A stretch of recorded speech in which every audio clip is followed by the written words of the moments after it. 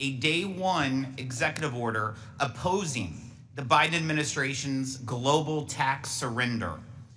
In the one big beautiful bill, Congress provides the president, in line with that directive, specific targeted authorities to fight back in the event nations impose a discriminatory tax on American businesses, such as a UTPR. Last week, members of this committee met with an ambassador who was specifically concerned about how this provision would give the U.S. the ability to stand up for American businesses and respond to an unfair tax his country has imposed on American job creators.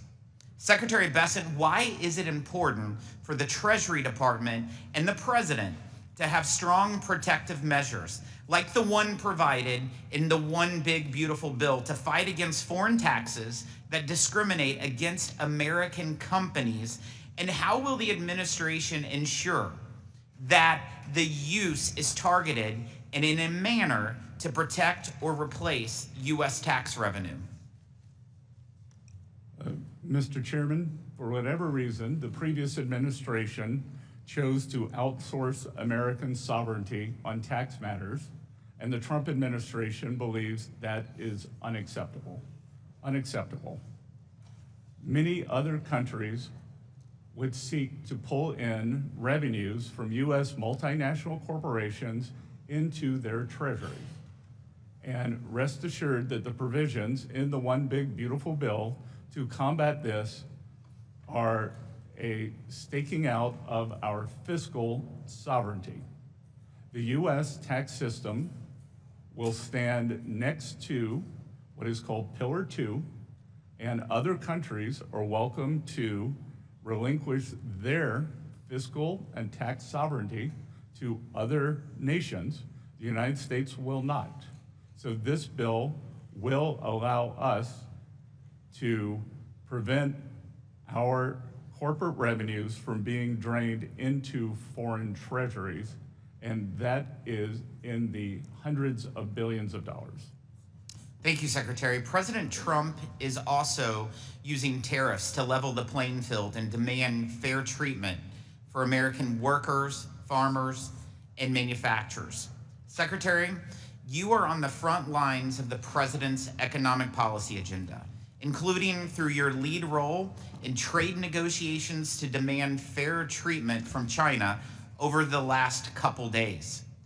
How do the president's trade policies and tariffs and the total reset of our unfair trade and investment relationship with China that President Trump has led fit into the broader effort to reorient America's economy toward one that serves the working class instead of just the wealthy elites?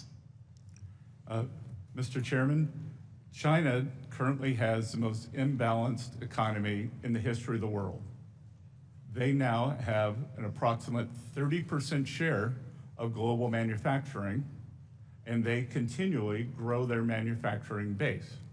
They are in the midst of a real estate downturn, some may cause a crisis, and they are trying to export their way out of it rather than take domestic measures such as increasing consumption, dealing with banking problems, or dealing with the real estate crisis. They cannot be allowed to export their way back to prosperity, which would mean substantial decreases in the standards of living, not only for the United States working Americans, but for working citizens across the world. Our negotiations with all countries seek to bring fairness.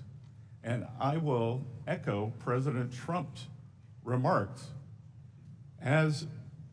There are 18 important trading partners that we are in fulsome negotiations with.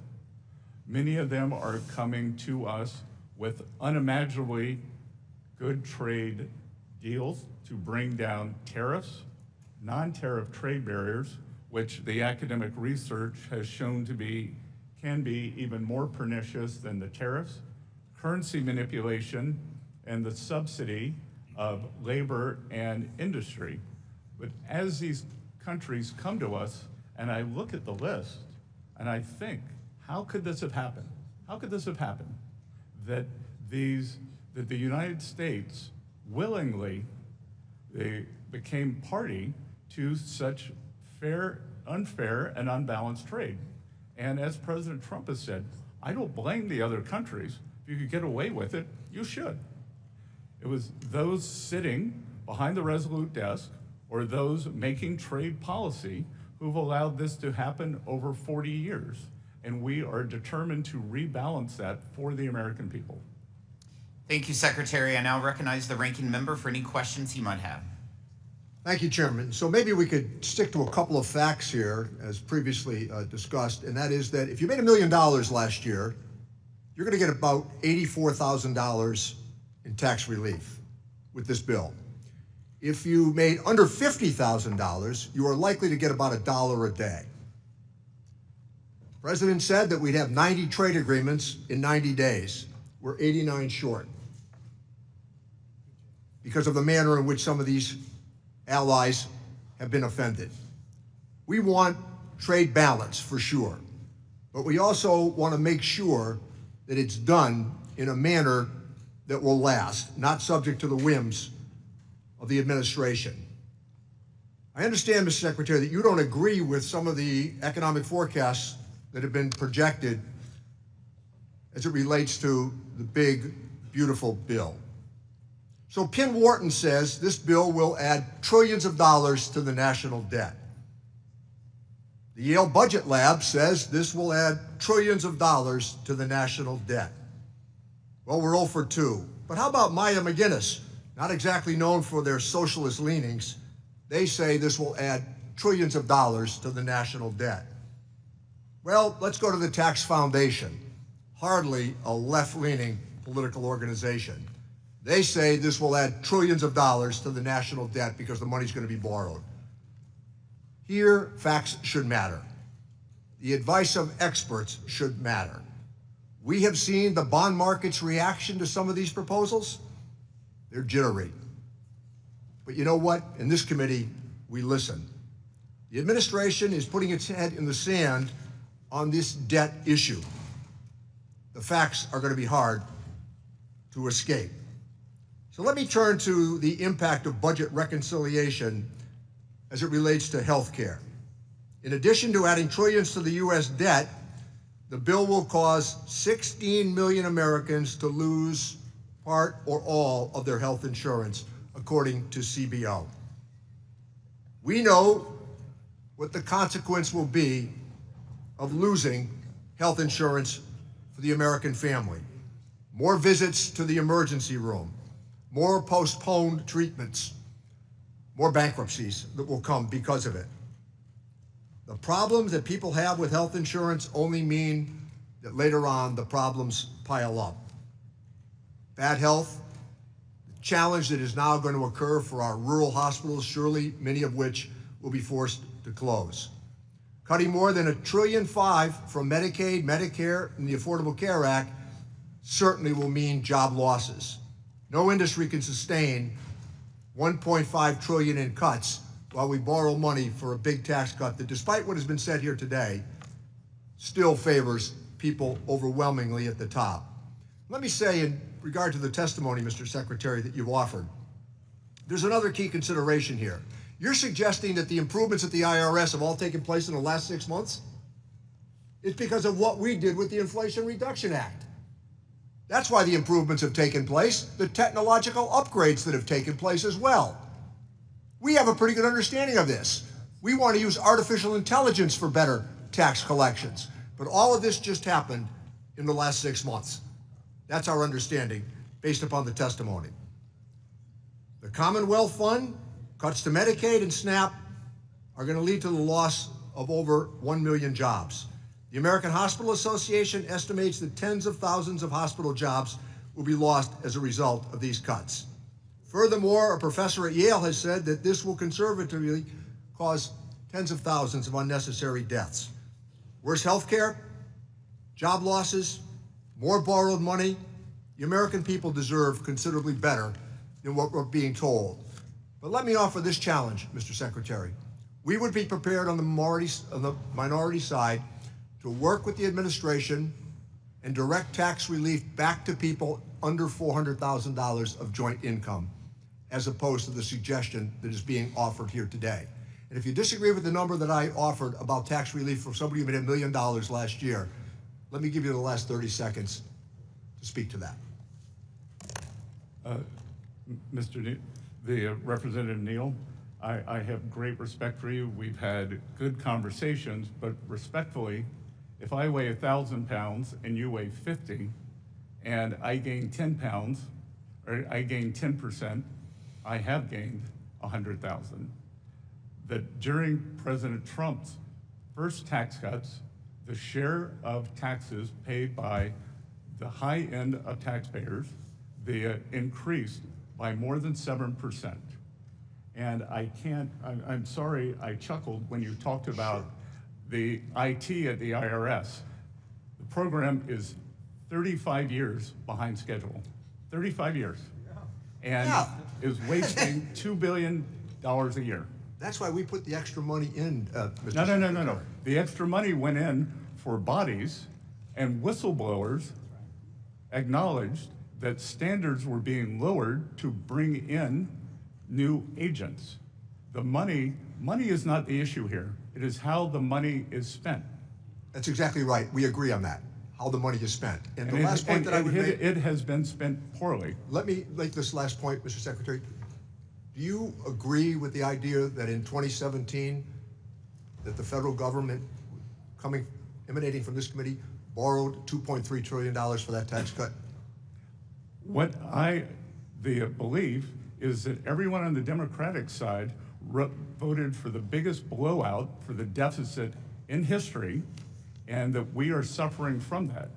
This past tax year, we will have between a 6.5 and 6.7% deficit, so I find it very difficult to be lectured to by people who created the largest deficit in history when we were not at war and not in a recession. So I negotiated with Secretary Mnuchin the pandemic relief bill. If that's the reference point. That's where overwhelmingly the money went. That was not a bad infusion of money. It worked. The Economist magazine and the Financial Times said in January the American economy was the envy of the world. I yield back my time, Mr. Chairman. Well, the spending was not the envy of the world. I'm pleased to recognize the Vice Chairman of the committee, Mr. Buchanan. Mr. Secretary, thank you for being here today. There's no doubt that your knowledge of finance and global markets bring a unique and welcome perspective to the Treasury, and this country is fortunate to have your leadership. Since coming to Congress, I've seen administrations from both parties, I'll say that up front, in terms of what's happened with the debt deficit. I want to get your perspective. I mean, the reality is, last 20 years, over $20 trillion in additional debt. I remember in the 80s, frankly, where we had the junk bond markets. If I look at all these younger people out here, what we're leaving them is deplorable. And I just want to make sure that we're giving as much consideration as we can to that. 49 out of 50 governors have to balance the budget. It's my biggest issue up here. It's not about one party or the other. It's both parties have done little or nothing in this area, and it needs to get addressed. When you spend last year, you take in $5 trillion, spend $7 trillion, and you average over $1 trillion a year for over the last 20 years. We need to get real about it, because again, in the 70s, in the 80s, all the junk bond, I seen what happened with all the markets and all that. So can you make, I know you touched on it, but could you, we'll get into the pro-growth things in a minute. Can you just touch on it, your thoughts about where we're at and where we're going as it relates to that? I know we've got people looking at making cuts, but I do want to get your perspective on that. Congressman, I've enjoyed our conversations in the past. You, as a very successful private businessman, understand the power of this tax bill, especially in the expensing. You and I discussed it in great detail. And look, we do not have a revenue problem. We have a spending problem. We are right in line with the long-term revenues of approximately 17 to 18% of GDP. What we've seen here is a blowout in the spending. And as I was saying, last fiscal year was something we have never seen before. We have never seen a deficit to GDP this large when we were not at war, or not in a recession, or not in a pandemic. Yeah, But Mr. we could call that Secretary, a war. we only have 5 minutes. Let me just oh. mention just real quickly. You mentioned, and I just want to get this in, that 100% expensing is like jet fuel. And 199 is huge. These are huge opportunities to make a big difference for small business. But to me, it's because I'm so passionate about it, because they're the job creators. So can you comment on that, your thoughts in terms of 199A and 100% expensing? Congressman, I'll very quickly comment on two things. It is the 100% expensing that is powerful, and we are adding not only expensing for equipment, as in President Trump's first term, we are adding 100% for factory structures. So if you want to build your factory here in the US, we want it to be tax efficient. We want you to have regulatory certainty. We want you to have quick permitting, and that is likely the single most powerful aspect. As the ranking member discussed, on the 400,000 level, that unfortunately is a disaster for small business in the 199. Most small businesses are pass-through entities, and those small businesses are substantially above that 400,000 threshold. Yeah, let me just add just a closing point. I do want to make on the whole thing of full expensing, it's probably the most powerful tool, whether you're buying or selling. Someone that's been in business for 40 years or so, I can tell you firsthand, it's a powerful tool. It's a job creating tool. I did want to have you comment the other thing on making, I'd say in Florida, I was chairman of the Florida Chamber, one of the big issues there is about making the tax, whatever we do on taxes, making it permanent, so they got more certainty, they can do planning and investing in terms of going forward. Do you want to add anything to that?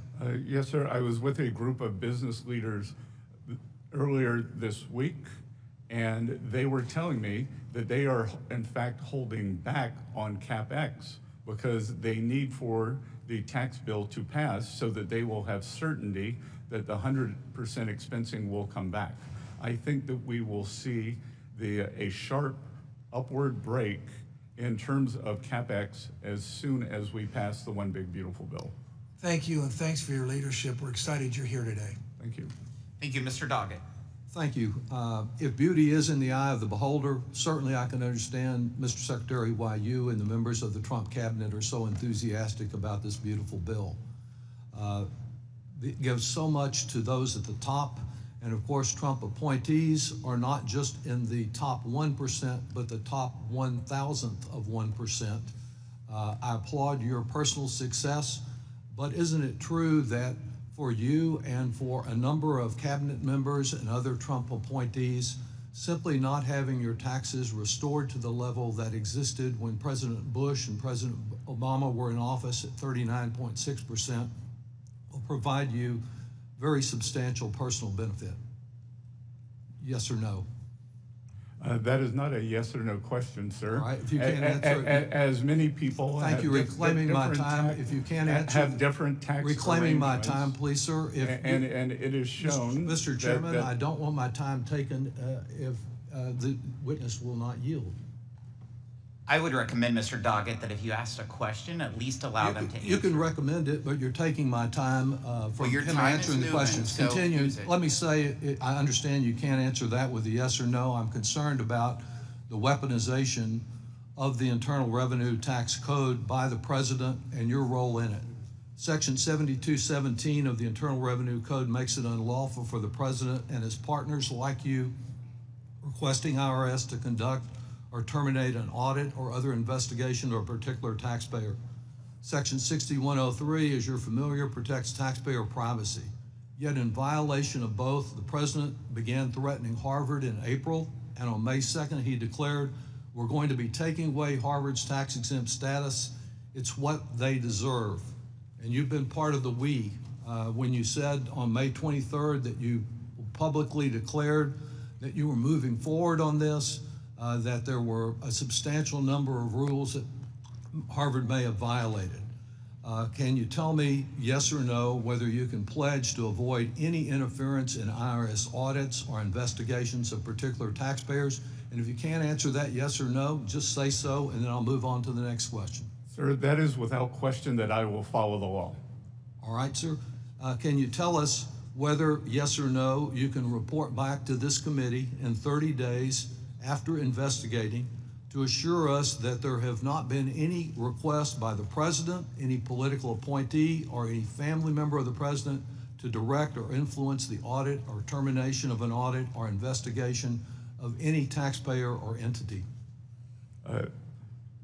Well, Congressman, as you said, this is all private matters, so it would be out of line for me to report back on any of this. But I can assure you that I will follow the law and all proper procedures. Thank you. I'm just asking you whether you can report back in 30 days whether there has been any attempt, I'm not asking for the specifics of who was involved, by the president or any of the other people I mentioned, to influence or direct any audit or investigation of a taxpayer. Can you do that, sir? Well, I can report right here. I am not in the habit of repeating private conversations, but the president and I have never had a conversation on Harvard's tax status. So I will report that right here. We don't need 30 days. I'm not asking just about Harvard. If they can pick on days. Harvard, they can pick on anyone. And I'm just asking for a simple report on whether there have been any efforts of that, whether from the president or one of his associates.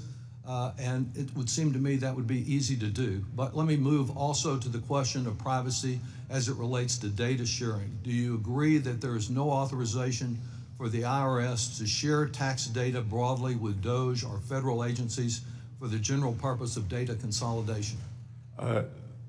Section 6103 protects taxpayers'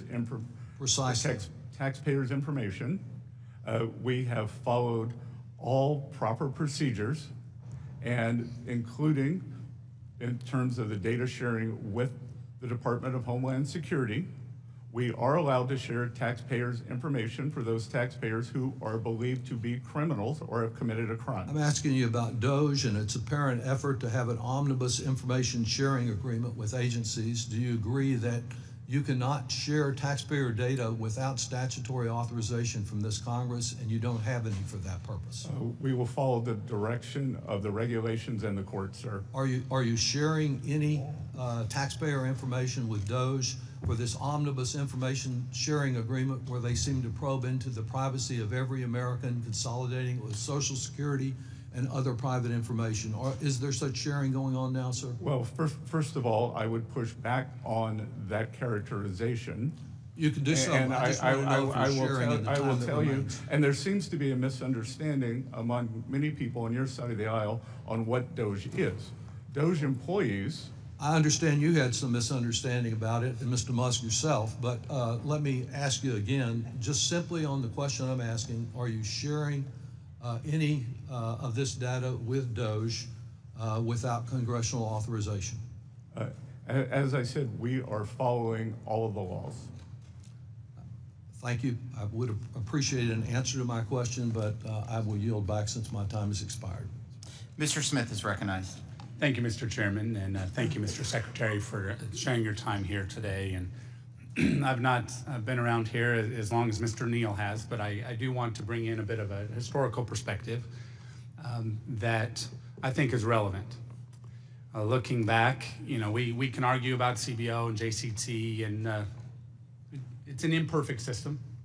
And I think that's manifested itself in various hits and misses on projections, whether it goes all the way back to the original parts of the cost of Medicare that was way underestimated, or whether it was the structure of a more market-based approach with Medicare Modernization Act that precedes my time here, but actually cost a lot less than was projected. You go to the receipts, post-2017 tax action, the receipts exceeded what was projected. So we have an imperfect system, but it's what we have. And I think we need to go on that. Now, you take things a step further, and I remember the president's economic advisor, Mr. Hassett, pointing out that with COVID, Yes, there was bipartisan action. I'll say that a few of those components still give me heartburn, as much as an emergency that we found ourselves in. But when, at the beginning of COVID, when unemployment spiked and the GDP dipped, Congress acted. By the end of 2020, GDP was back to about even. New President Biden was advised not to spend what he insisted on spending. I would suggest they're probably grappling with going back to the Obama stimulus, and they think that the only mistake of the Obama stimulus, so-called, was it didn't spend enough money, rather than address the bureaucratic approach that, like the joke was shovel ready, maybe wasn't what it was described to be. But we have these imperfect projection systems, and yet we've got the reality of experience. And I think this is important to note, and especially on the IRS structure and the desire to spend money on more people at the IRS, because that could generate more audits and that would generate more revenue, and then we can spend that revenue that, good grief, still wasn't enough to cover what the actual IRA costs came in and came to be. So we have to deal with these realities, and it's because they're imperfect systems that we just have to acknowledge.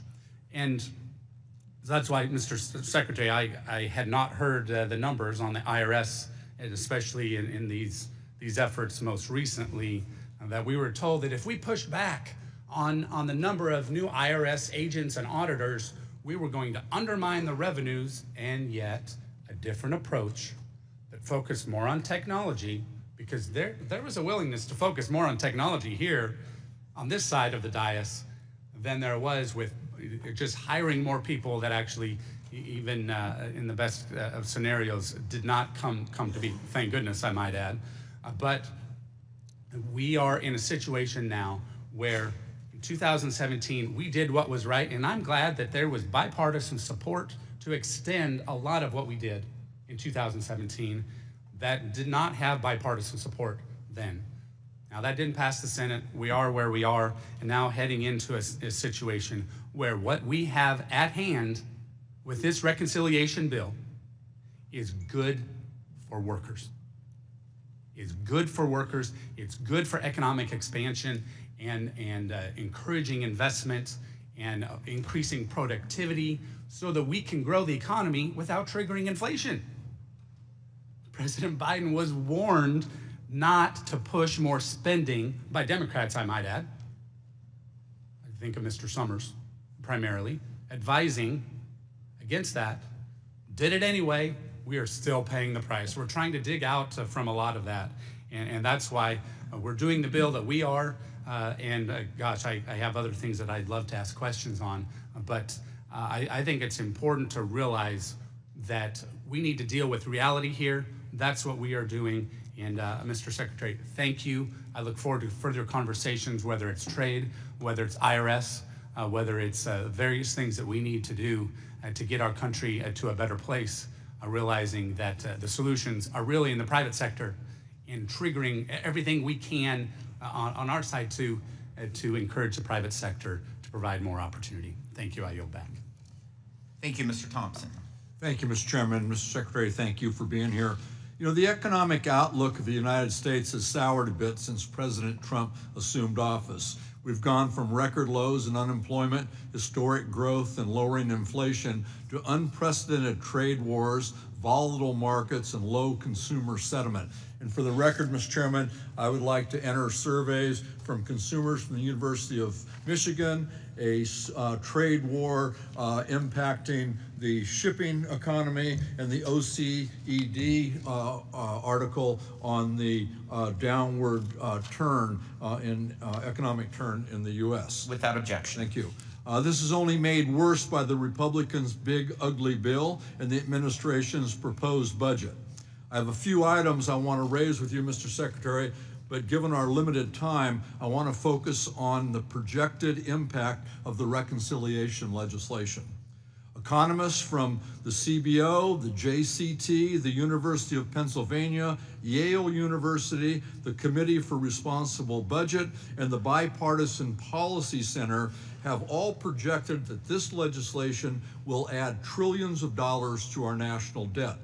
Experts have also projected that close to 16 million Americans will lose access to their health care, and 11 million Americans will lose access to nutrition benefits.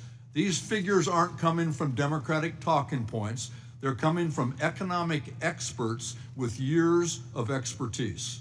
Yet, Mr. Secretary, you have time and again gone public and said that you dispute these claims.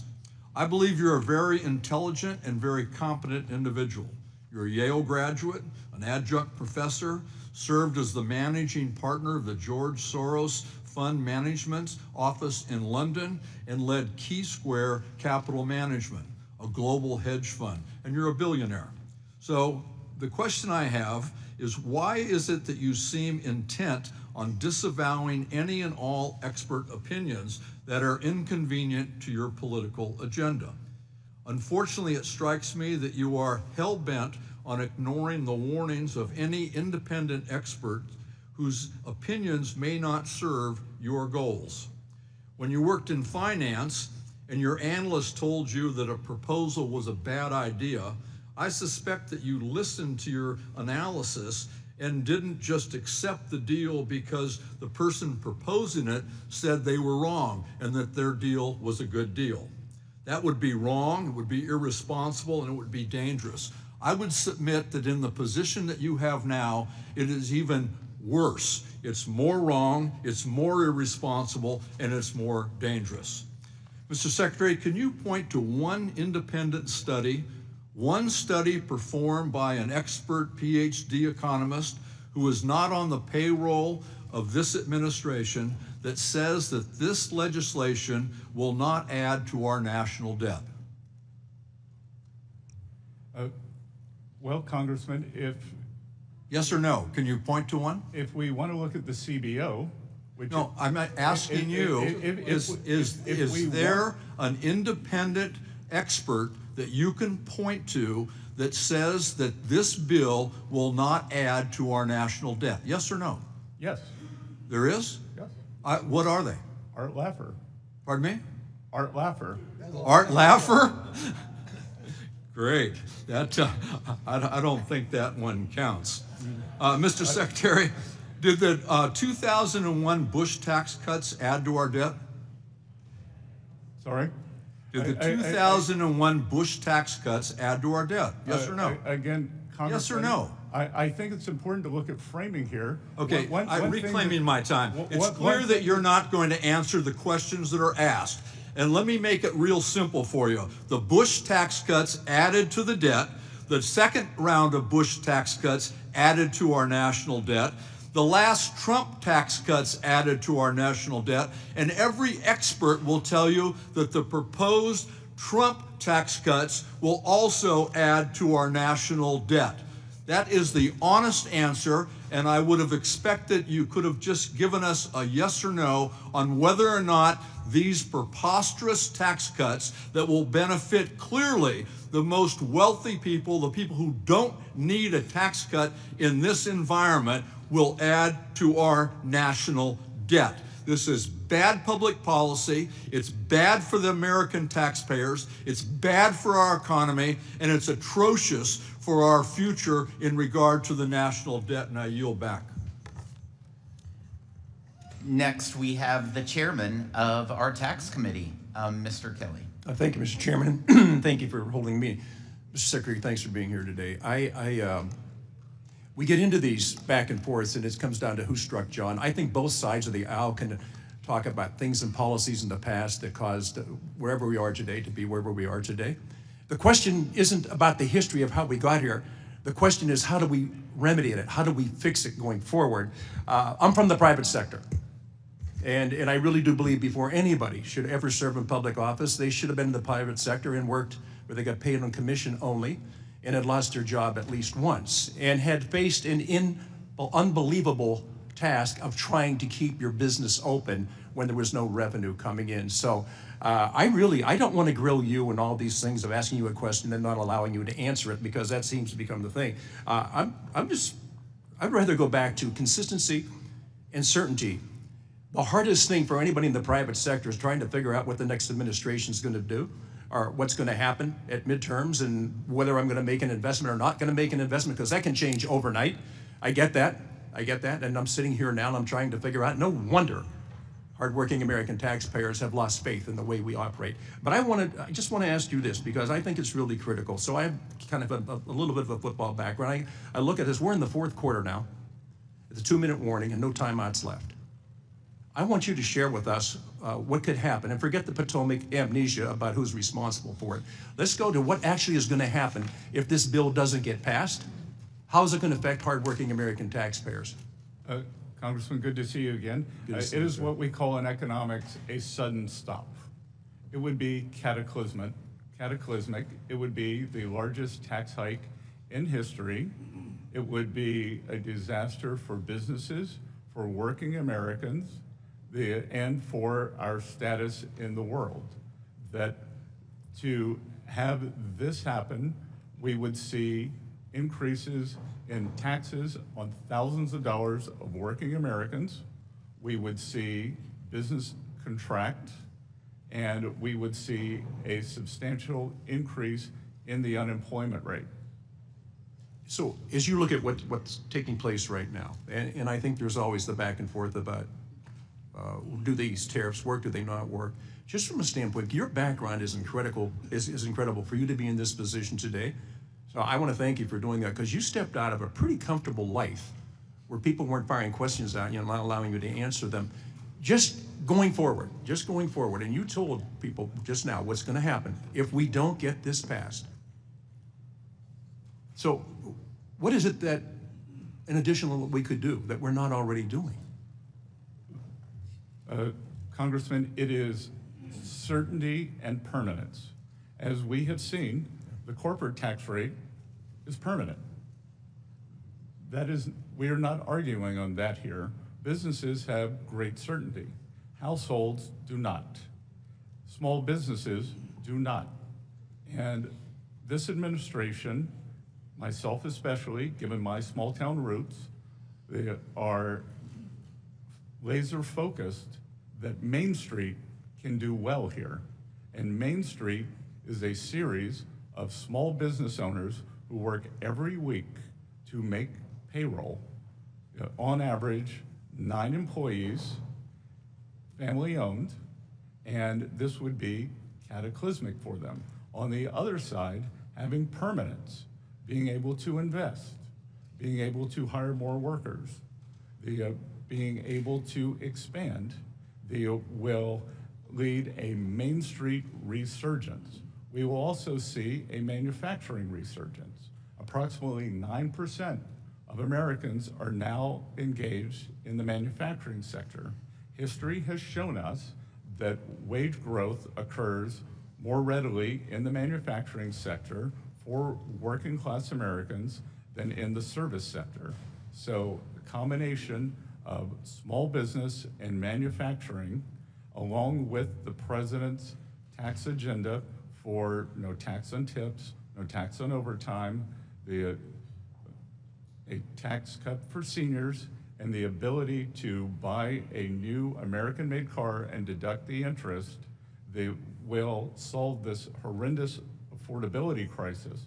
Because the way to think about it, Congressman, we are dealing with 2 things here. We are dealing with affordability, and we are dealing with inflation. Affordability is the stock of inflation, and we are working to pull that down. That can be pulled down 2 ways, through price levels or increase real wages. I think we can do both, but the real fill-up here would be increased real wages for working Americans. On the other side, we just saw yet another fantastic inflation number, much of that due to decrease in energy prices. Thank you for being here, and again, for you to step out of your private life, which is very comfortable, to step into this arena. I can't tell you how much I appreciate it. Thank you so much for being with us today and your service. We appreciate it. Thank you, sir. Thank you. Mr. Larson. Thank you, Mr. Chairman, and thank you, Mr. Secretary, for coming before the committee as well.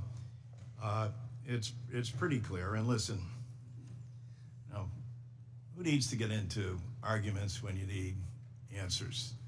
And but you can see the frustration on this side. I appreciate your loyalty to the president and understanding your responsibility, but it seems pretty clear that in the time that we're given to ask a question, et cetera, the reason that people are seeking yes and no answers is because of the time that's allotted.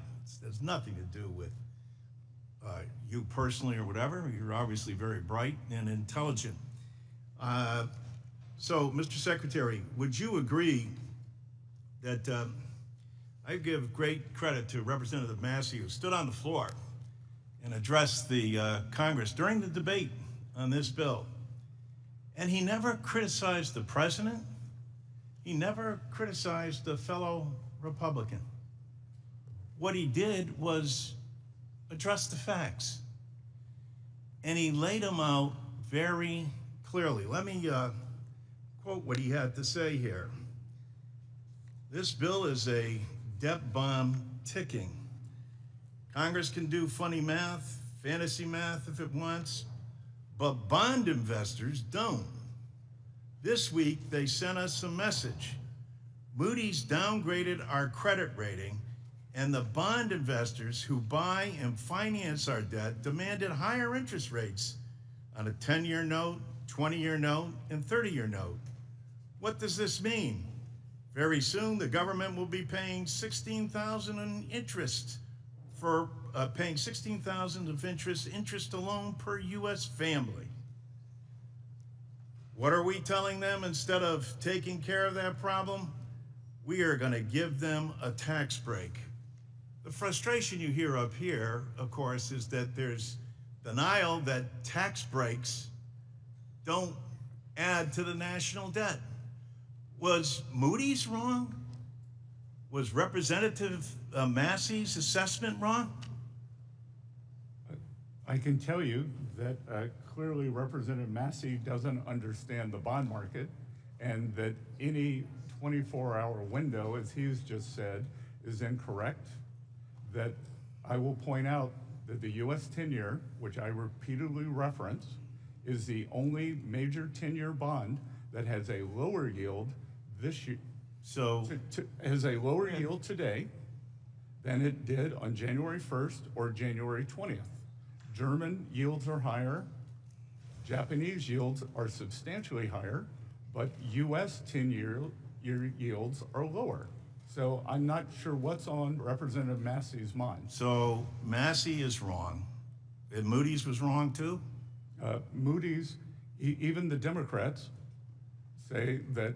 What do you mean, even the Democrats? The last time that the U.S. I don't know. What do you have to do with Moody's? You know, in 2011, when the U.S. was downgraded, Larry Summers, then NEC head, called Moody's a lagging indicator. Is Moody's wrong or right? Yes or no?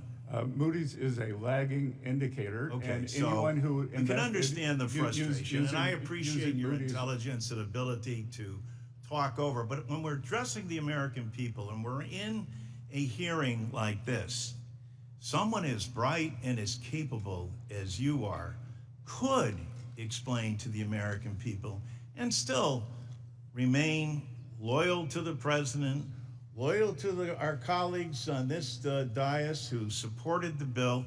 There is a strong difference of opinion. And that's what is being expressed here, opinion.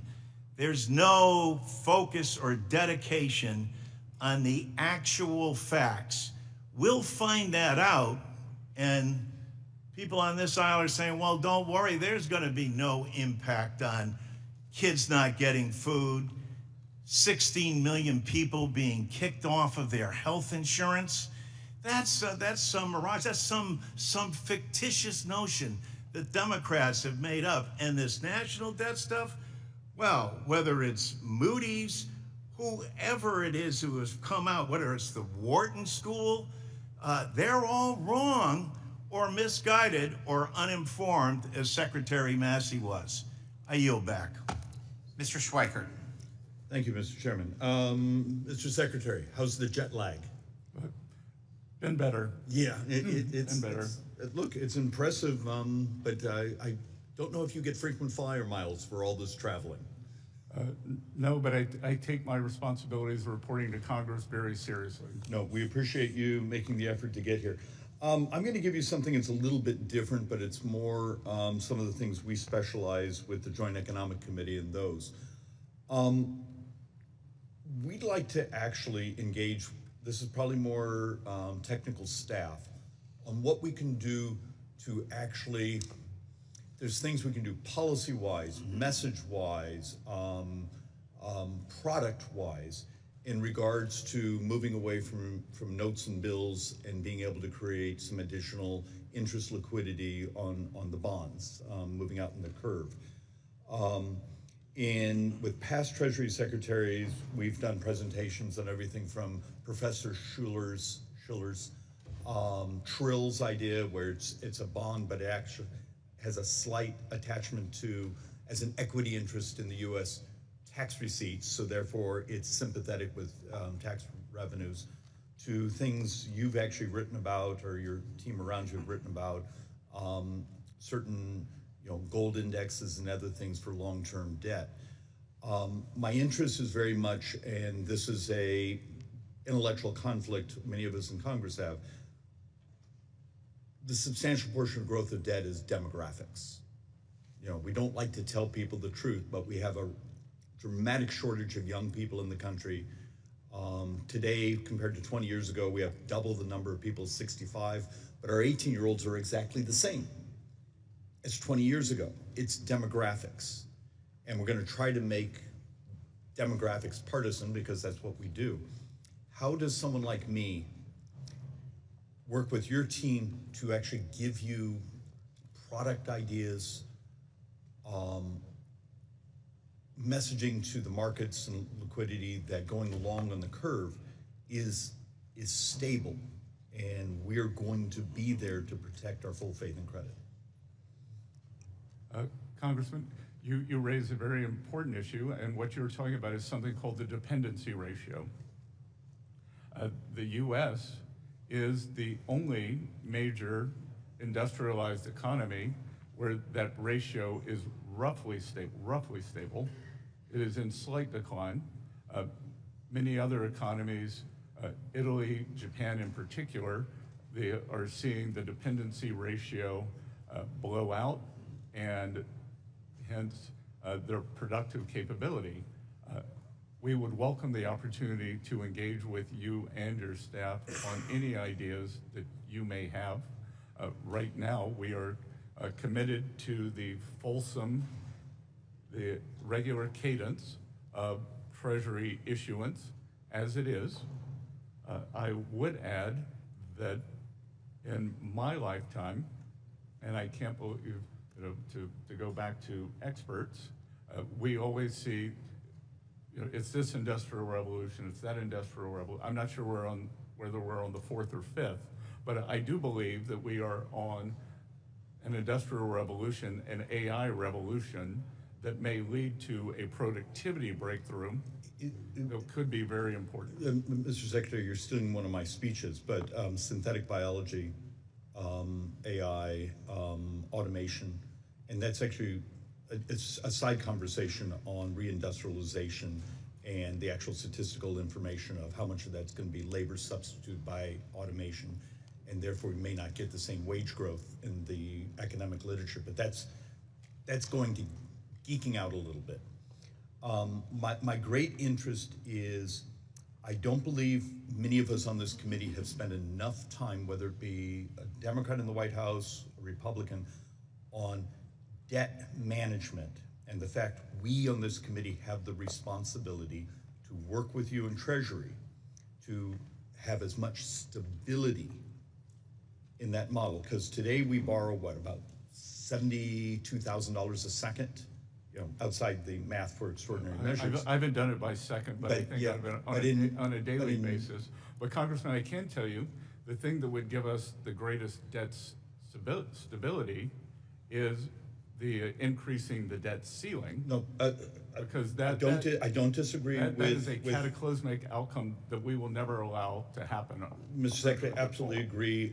Visibility, capacity is important. But even your own numbers, in 9 years, we borrow about $100,000 a second, almost solely driven by demographics, healthcare, Medicare, and interest. I beg of you, it's hard to do in front of these microphones because it's uncomfortable to talk about, but it's math, and it's the reality of what we are as people. We need to work together to provide visibility to these debt markets. And with that, I yield back. Thank you. I now recognize Mr. Davis from Illinois. Thank you, Mr. Chairman, Mr. Secretary. Today, Secretary Bessent appears here to praise the Republican One Big Beautiful Bill. That is the most cruel, draconian, inhumane legislation that I've voted on since I've been here.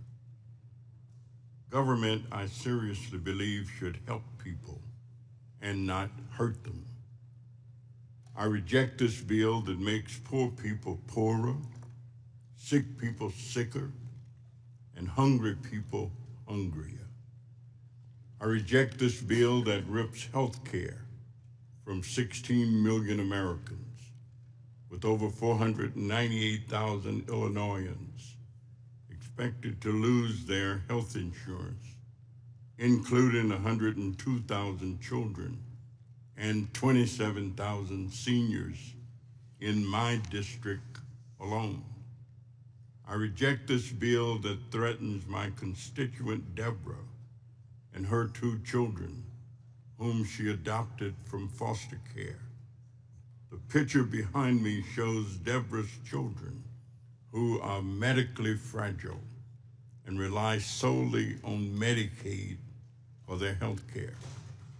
I reject this bill that will close hospitals in my district and kick people out of their nursing homes, not only in my district, but across the country, especially in urban inner city communities and rural communities for sure.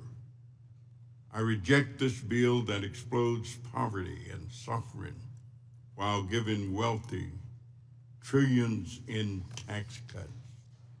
And I reject this bill's irresponsible explosion of the deficit that triggers statutory cuts to critical programs supporting children and families. These pay-go reductions would eliminate funding for the maternal, infant, and early childhood home visiting program, known as MACV, that have proven to improve mother and child health, family safety, and child development. It would eliminate the guaranteed funding for the Mary Lee Allen Promoting Safe and Stable Families program that we know helps prevent child maltreatment and strengthen families. It would eradicate the social services block grant that provides substantial investment in child care, child welfare, and adult protective services. These egregious cuts alone will cost Illinoisans over $72 million and hurt Illinois children, seniors, and families.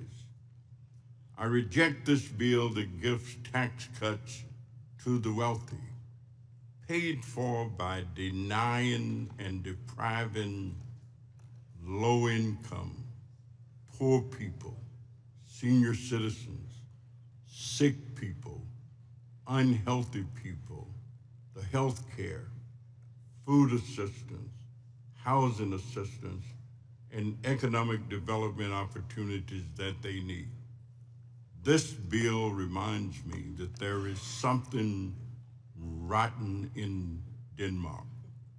There is something wrong with the thinking that puts such a bill in front of us. This bill is actually what we call the Robin Hood in reverse. Take from the poor, take from the disabled, take from the sick, take from the hungry, and give to the wealthy. It is not good, it is immoral. I reject it, and I yield back the balance of my time. The gentleman yields back. Mr. LaHood is recognized for 5 minutes. Thank you, Mr. Chairman. Mr. Secretary, thank you for being here. Thanks for your service to our country. I would argue, Mr. Secretary, that President Trump got elected last November on two issues, fixing the unmitigated disaster at our southern border and fixing the economy. And obviously you play a big role in fixing the economy and working with us on that. Go back a year ago, we had high inflation, high interest rates, unaffordable energy costs, supply chain frustrations. And that factored into people going to the polls and wanting a change on the economy. And as we think about the bill that we've put together, the One Big Beautiful Bill, there's lots of things in this bill that help this economy. But fundamental to that is making permanent things like 199A, bonus depreciation, research and development tax credit, the affordable housing tax credit, unleashing American energy, all included in this bill. And I think we predicate this bill on how do we have predictability and certainty long-term in this economy. And those investments that are made by small, medium, and large companies, whether you're a plumber in Peoria, Illinois, or you're a Fortune 100 company, you want predictability and certainty. And as been alluded to earlier, if we do nothing and this bill doesn't pass, you're gonna have $4.5 trillion of tax increases. And if you think there's uncertainty in the economy now, wait until that happens. And so the other, I think, observation that's been made is there's a lot of money and resources sitting on the sidelines waiting to be invested. But we need that predictability and certainty. And I would argue we do that in this bill. I wanted to ask you if you can comment on what this bill will do to the economy and on predictability and certainty. Good, Congressman, thank you for that. And I would also like to talk about what this bill will not do to the economy. Because what we saw in the tax bill of under the Biden administration, which I believe was immoral, was rampant inflation. Rampant inflation, which is the best way to steal from working Americans. And the basket of goods and services that working Americans require had a substantially higher inflation rate than the 21% reported by the Bureau of Statistics. So in excess of 30% of purchasing power was stolen from working families.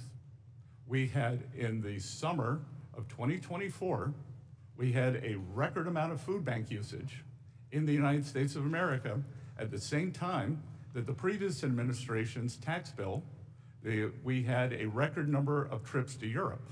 And that is not an America we want. Record trips to Europe, record food bank usage. So anyone who voted for that tax bill, that was the outcome. What we are doing is trying to get back, as you said, to President Trump's private sector job growth creation. And the tax bill will incentivize private sector growth. Equally important, this administration's economic plan is a three-legged stool. It is trade, it is taxes, and it is deregulation.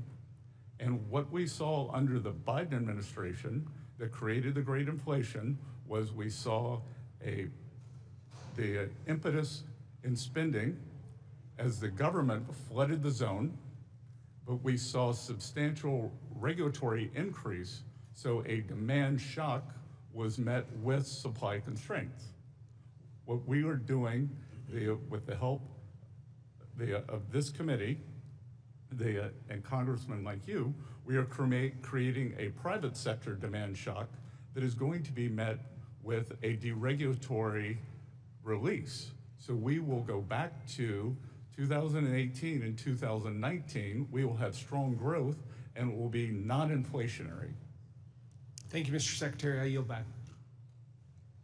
Thank you. Ms. Sanchez is recognized for 5 minutes. Thank you, Mr. Chairman. Welcome, Mr. Secretary. There was no tax bill passed during the Biden administration, and I know that because I served on this committee during that administration. So I just wanted to clarify that. And in the interest of time, because our time here is limited, I'm going to ask you to please limit your answers to yes or no questions, and I'm going to jump straight into those questions. Mr. Secretary, do you still believe that the president's tariffs are going to be a one-time price adjustment for American families? If prices go up, they will be one time.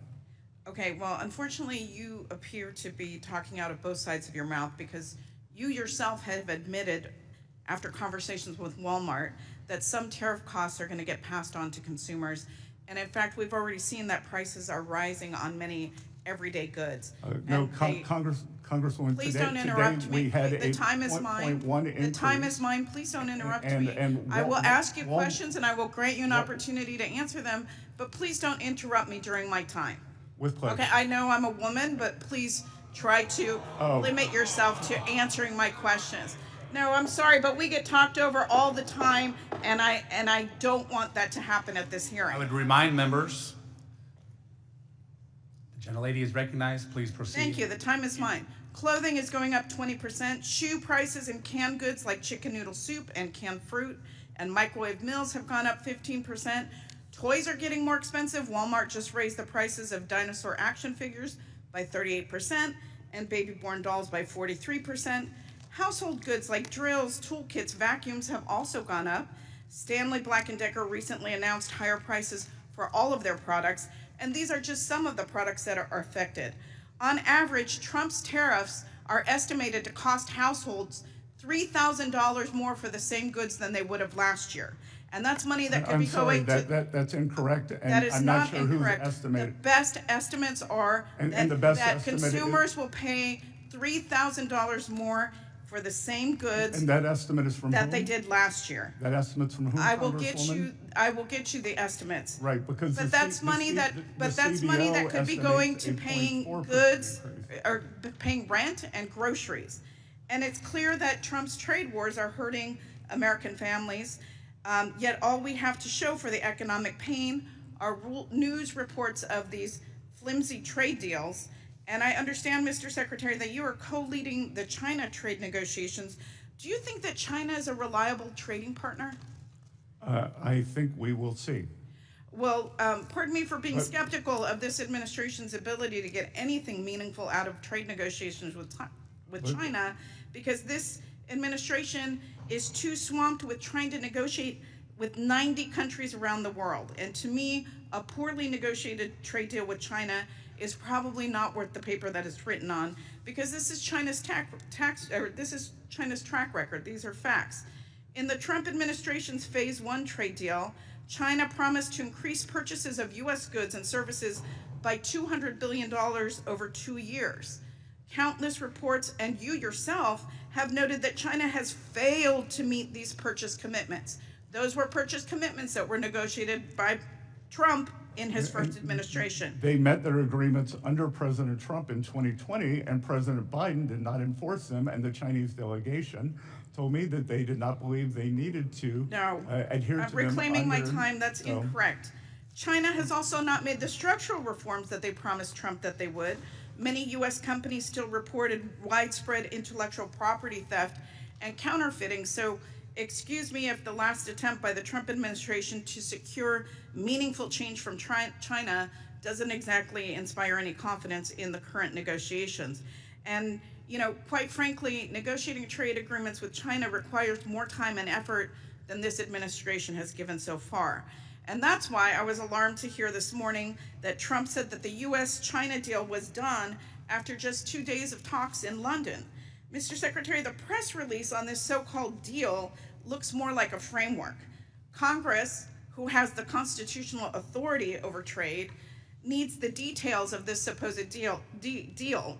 So I'm asking if you will provide this committee with the actual details of this deal, because there has been, unlike what was said earlier, there has been no consultation with our side of the aisle, at least, on the China negotiation. Will you commit to giving us the specifics of that deal, the details. The Congresswoman, I flew back at 4 a.m. this morning to be here this morning, and we are. It's a simple yes or no question. No, it is not a simple yes or no question. We are in the midst of constructing it, and back to your question, China has proven an unreliable partner in strategic. Will you commit to consulting with us on trade deal with China? Gentlewoman's time has expired. I would ask the witness be allowed to answer that last Gentlewoman's question. time has expired. It's a yes or no question. It's very Uh, simple. Representative, I raised many of your concerns to the Chinese delegation, and it will be a longer process. The trade deal today, or last night, was for a specific goal, and it will be a much longer process. And I will note that the previous administration did nothing. But excuse me, the Mr. question Arrington was is whether now or not you recognized. would The consult gentlewoman's with time has members of expired. Congress. Mr. Arrington's time It's my time is now. now Mr. Arrington's time, 5 minutes. Mr. Secretary, thank you for your service.